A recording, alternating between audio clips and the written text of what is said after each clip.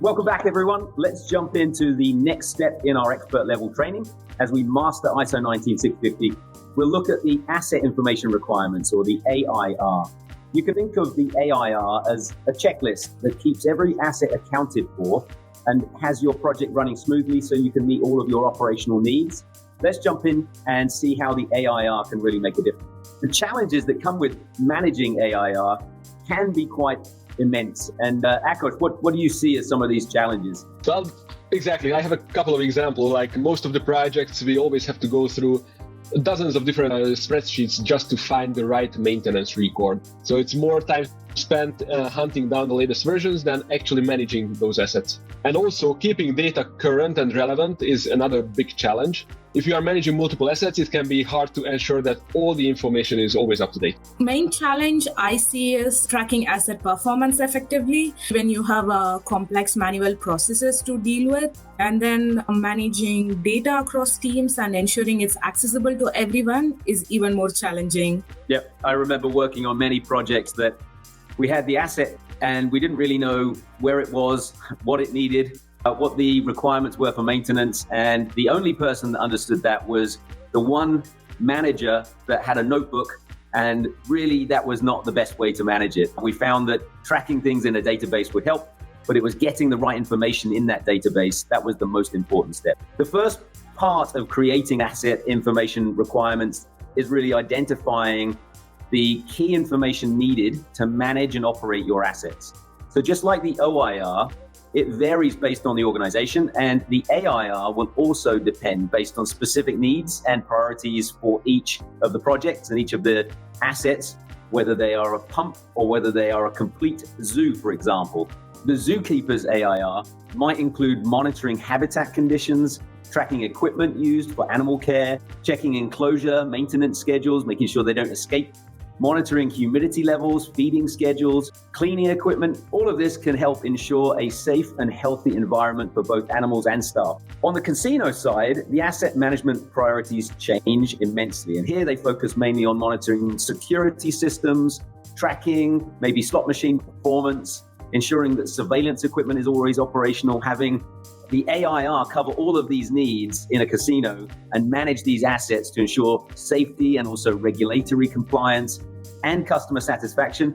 They're a completely different map of assets compared to the zoo. Now that we have identified the key information needs, the next step is to make sure your AIR aligns with the organizational information requirements. So think of it this way. The AIR isn't just a standalone document. It's part of a bigger picture that supports your organization's mission and goal. For example, organization prioritize on sustainability. In that case, AIR should include information that tracks energy consumption, waste management, and equipment lifecycle data, etc. On the other hand, we have organization focus on cost savings. So here, AIR would include data on maintenance costs, asset depreciation, and operational expenses.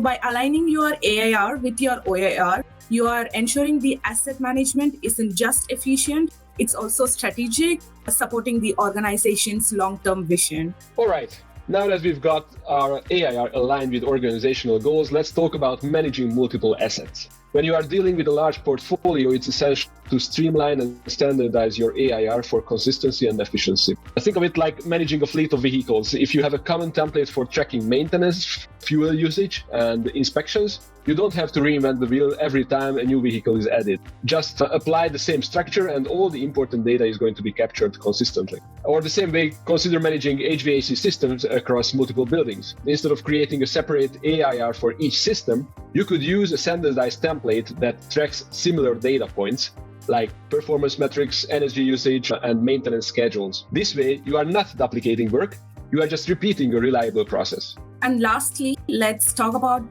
defining when and how asset-related information will be exchanged. This step aligns with your exchange information requirement or EI, which outline when key information should be delivered and in what format. Think of it like checkpoints in a race. At certain points like handovers, inspection, or major performance reviews, you will need specific data to ensure everything is on track. For example, during a handover, you might need maintenance records and operational manual ready to go.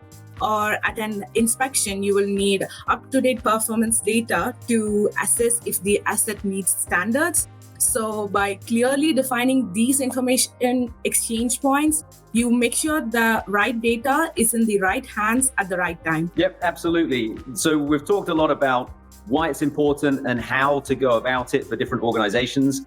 Let's look at how Planoly helps you to create and manage those asset information requirements efficiently. I'll start by showing you an example AIR. Here we have a template. You can see that we've standardized this, so it's available inside of Planoly, and you can drag and drop each part that makes sense or create a complete document.